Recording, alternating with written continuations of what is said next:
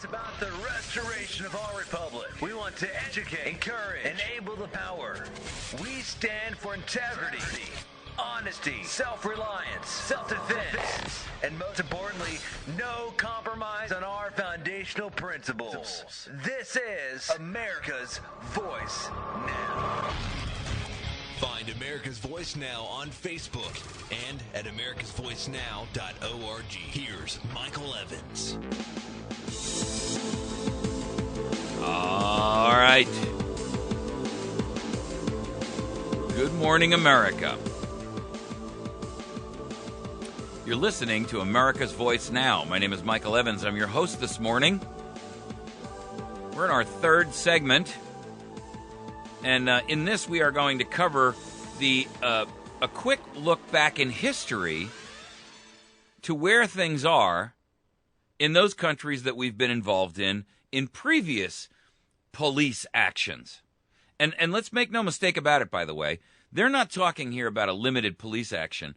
This thing is, we don't know what this current resolution is going to look like. But we do know one thing. The original one that Obama submitted is so wide open and so broad that there's nothing that would be prohibited in his action. Now, what we want to do is go back here and take a look. And for the record, by the way, we haven't declared war since World War II. We didn't declare war in Korea. We didn't declare war in Vietnam. We didn't declare war in Afghanistan. We didn't declare war in Iraq. We haven't declared war in literally dozens of other countries where we've had military action under the guise of police action. And if this is a declaration of war, and it has to be, and here's why. For the first time, we're not going after a political organization like Al-Qaeda, which has no nation state of its own. In this case, we're going after a sovereign nation. And the implications of that are huge. Why do I say that? Because when we talk about the concept of what we did in Afghanistan and what we did in Iraq, we went in not as a force for. We went in as a police action supporting these rebels. This is what they're trying to do again. But the truth of the matter is that at the time when we went after Afghanistan, we declared that we were going after Al-Qaeda, not the government of Afghanistan. The implications of going after a sovereign nation state are completely different than going after this vague and nebulous cloud of a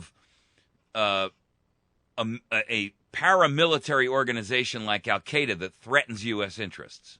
That's the difference. And in this case, we can't even really point to Assad as threatening U.S. interests. So how is it that we can justify going after a nation state unless they do? Only with a declaration of war. Now, we're going to look back real quickly and just take a look at some current events on where things have gone in just Libya.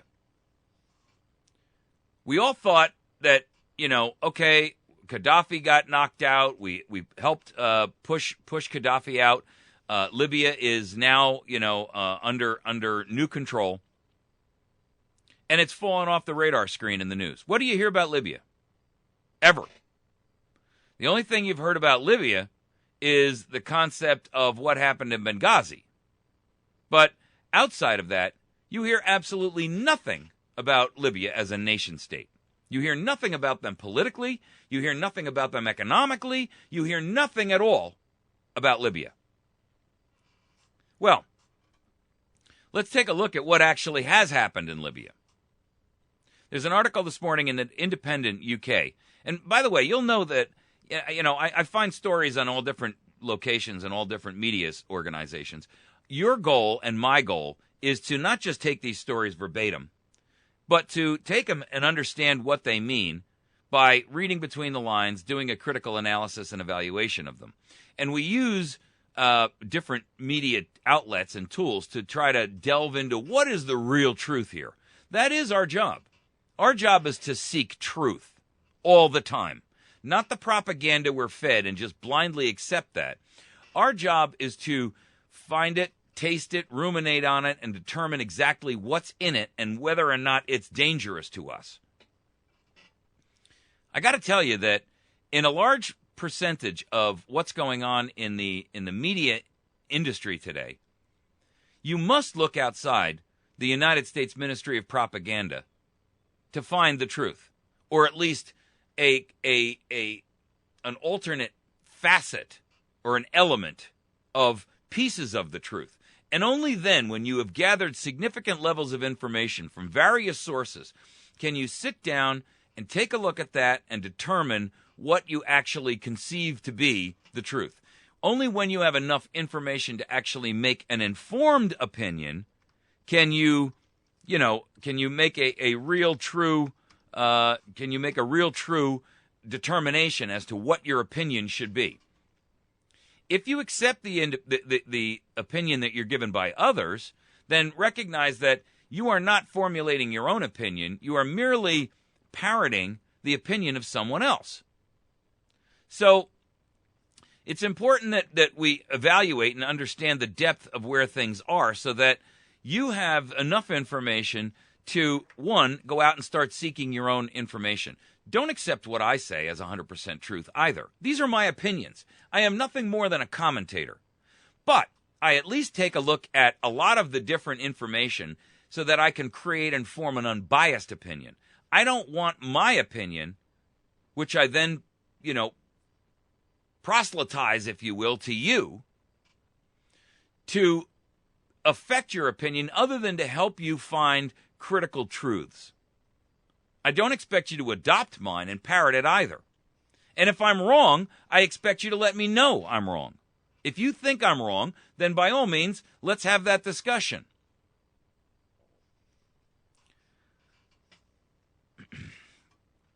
Two years ago, British and American business people working in Libya were told to pack their suitcases and get out. Because, this whole thing went down with Gaddafi, right? And then right after Gaddafi was ousted, they were told, okay, pack your suitcases and go on back in because we're going to have a brand new reconstruction in the country. The international community is going to fund it. We're going to have a brand new boom in oil and natural gas and resources and chemical elements in the ground. Part of the issue, why we're really in Afghanistan, is lithium, right? Here's the problem, folks. Take a look at Libya now, and there is a complete and utter collapse of their economic system as a nation state. To make matters worse, they are in a political crisis that it's almost chaotic in the sense that it's almost anarchy. Libya has almost entirely stopped producing any oil. So where is the boom of natural resources that we anticipated would come? Well, the reason it's not happening is because the minute that they try to draw the oil out of the ground, the militia fighters who are still involved in Libya, who are Al-Qaeda, are all over it. Listen to this statement from The Independent. Security men who have mutinied have taken over oil ports on the Mediterranean and are seeking to sell crude oil on the black market, outside of government control. Libya's prime minister has threatened to bomb from the air and the sea any oil tanker that tries to pick up illicit oil from these oil terminal locations, which have been, for all intents and purposes, hijacked. I mean, guys, if this doesn't tell you about anarchy and a nation state in ruins, I don't know what does. Here you've got oil people who are running a platform that belongs to a corporation who are seizing and stealing the oil and selling it on the black market. And the government is threatening to bomb from the air and the sea any oil tanker that tries to pick up the illicit black market oil. These are mostly former rebels who overthrew Muammar Gaddafi and have been on strike over low pay and alleged government corruption since July. As world attention has focused on the coup in Egypt, and by the way, listen to the language they use. This is just proof, by the way, that there is no such thing as an unbiased opinion, because they're sitting here calling Egypt a coup. It's not a coup. It's a popular uprising. Big difference. As world attention focused on the coup in Egypt and the poison gas attack in Syria over the past 2 months, Libya has plunged unnoticed into its worst political and economic crisis since the defeat of Gaddafi 2 years ago. Government authority has disintegrated in all parts of the country, putting in doubt claims by American, British, and French politicians that NATO's military action in Libya in 2011 was an outstanding example of a successful foreign military intervention which should be repeated in Syria. That's a true statement. In an escalating crisis, little regarded outside of the oil markets, output of Libya's prized high-quality crude oil has plunged from 1.4 million barrels a day to just 160,000. Now, listen, guys, that's a 90% drop in the output of crude oil. 90% drop. They went from 1.4 million barrels to 0.16 million barrels. I mean, 1.6 million barrels is like a drip out of a faucet in comparison to 1.4 million barrels. They cannot defend their ports. The government in Tripoli has been unable to move effectively against the guards who are on strike, the oil workers themselves, and these mutinous military units who are, for all intents and purposes, acting as this independent paramilitary organization that is seizing this oil. And they're attempting to secede from Syria. So Syria is embroiled in a civil war. But nobody's talking about it. This is the result of the police action to go in there and free Libya from Muammar Gaddafi. The article goes on to say that Libyans are increasingly at the mercy of militias, which act outside the law. Popular protests against militiamen have been met with gunfire. 31 demonstrators were shot dead just last week, and many others were wounded as they protested outside the barracks of the Libyan Shield Brigade in Benghazi in June. Last month, not last week. We approved and agreed to the Libyan intervention, another police action, as a humanitarian response to Gaddafi's murderous rampage of his own country. Isn't that exactly what we're talking about here with Assad? It's the same. There's no difference. And yet, all we did was replace one monster with another monster. And in fact, the monster that we now have went from a snake with one head that we could at least monitor and watch to a snake with literally dozens of heads. It's a serpent with dozens of heads, and they operate independently. So when you cut off the head of one of these snakes, there are, 48 4 dozen other heads that turn around to bite you. Tell me that was progress. Explain it to me. Tell me that was beneficial to the people of Libya. Their economy has collapsed. Their political scenario is in ruins. There is absolute and utter anarchy and chaos in the streets. Now, Muammar Gaddafi was a monster, no question. But under his reign, the oil flowed, the people ate, and we didn't have him selling weapons of mass destruction. Now we don't know where anything is. And we do know that they're using Benghazi as a funneling action to get illegal weapons from the CIA over to Syria. That's what really Benghazi was all about, folks. We know that for a fact. Congress can't come to that conclusion because if they do, that means they got to impeach this piece of garbage up in the White House. And that's true. They would literally have to impeach him because that would be classified as aiding and abetting the enemy. That's a treasonous act by their own definition in Title 18, which I posted up on Facebook yesterday. Treason for aiding and abetting an enemy. Al-Qaeda is a sworn enemy. Giving Al-Qaeda weapons to smuggle through Turkey, out of Libya, through Turkey and into Syria is aiding and abetting the enemy. A treasonous event. If, in fact, that was the case, and we have every reason to believe that it is, that would mean that, and you can't tell me that happened without Obama's knowledge and input. I mean, I don't care how crazy and lawless you think this has gotten. There ain't no way that Hillary Clinton did that without his authority through her Department of State and the CIA. None. And she doesn't even control the CIA. So the fact that the Department of State was ravaged was really only ancillary or incidental to the overall Benghazi issue. Benghazi was a CIA operation, and the CIA doesn't answer to the Department of State and Hillary Clinton. The CIA answers directly to Barack Obama.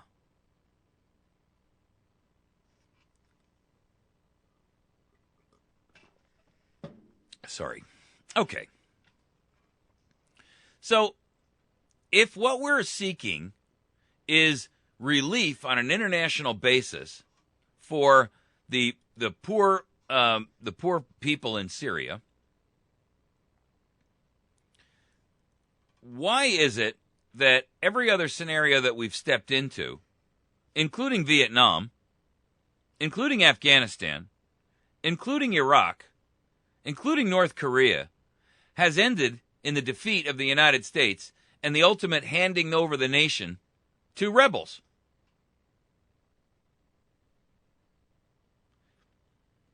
Remember how North Korea ended, with a stalemate where North Korea, backed by China, kept the entire northern half of Korea.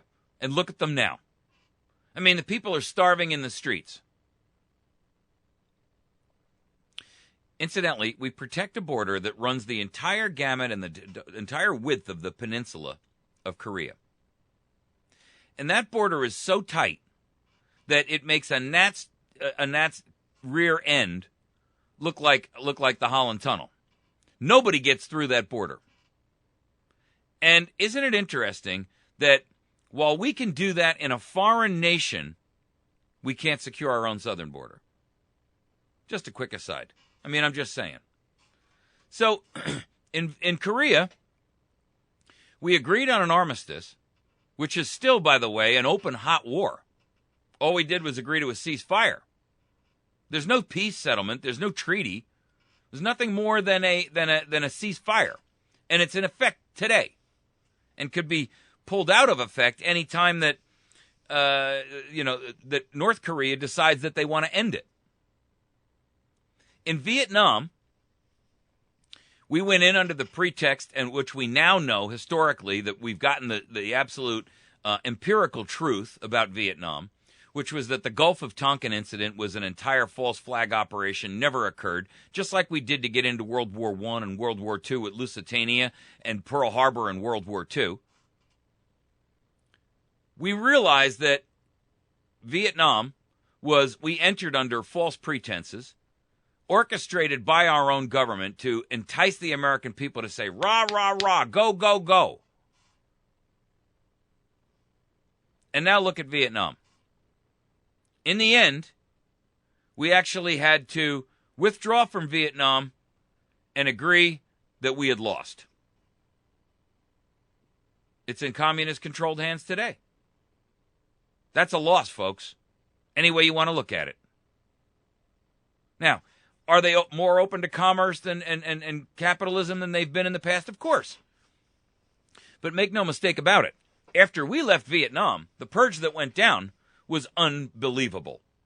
I mean, it was a massacre on a scale that our press withheld from us because they didn't want us to know how severe it was. So let's then take Afghanistan. In Afghanistan, we had the same scenario in the sense that we are now pulling out of Afghanistan, and it's a complete and utter disaster. We know that if it were not for our presence there, the nation would be in open rebellion against Karzai and his puppet little government, who all Karzai is literally, he's a funnel for our money. That's it. He's a drug dealer on an international scale, and we're supporting and funding him. He's a puppet guy we put in place who will do what we tell him to do as long as we pay him enough money. And at the end of the day we pull out of Afghanistan, just like Iraq, it's going to fall back into extremist hands. There's no option, folks. I mean, it's already done. Now it's only a question of how bad it gets.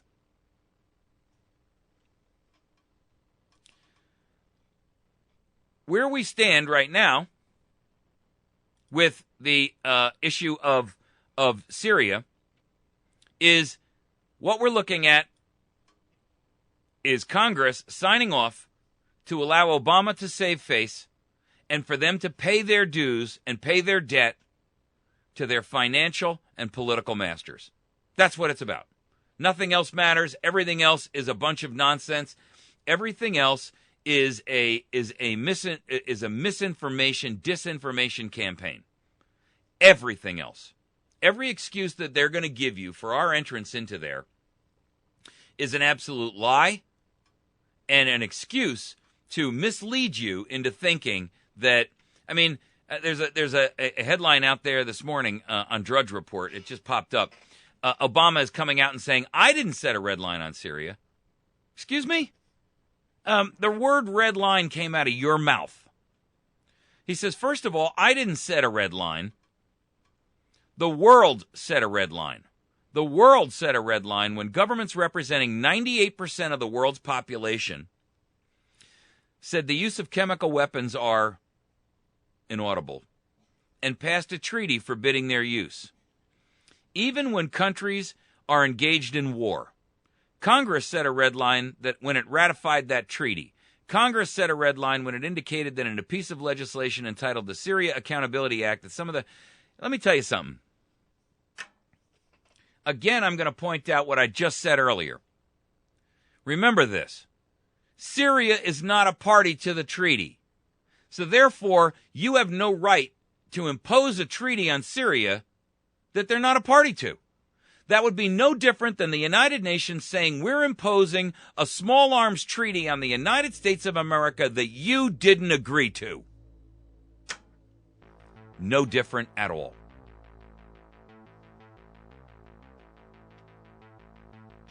We're going to take a break.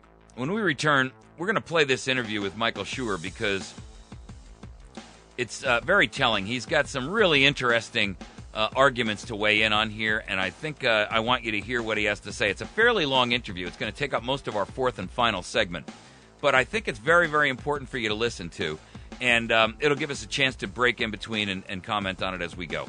Please find us at americasvoicenow.org, facebook.com/America's Voice Now, and you can find this and every other program that we do up on YouTube at youtube.com/America's Voice Now. We're going to take a quick break. This is a capitalist enterprise because this is free radio, and we got to pay the bills somehow. We'll be back in just a few moments.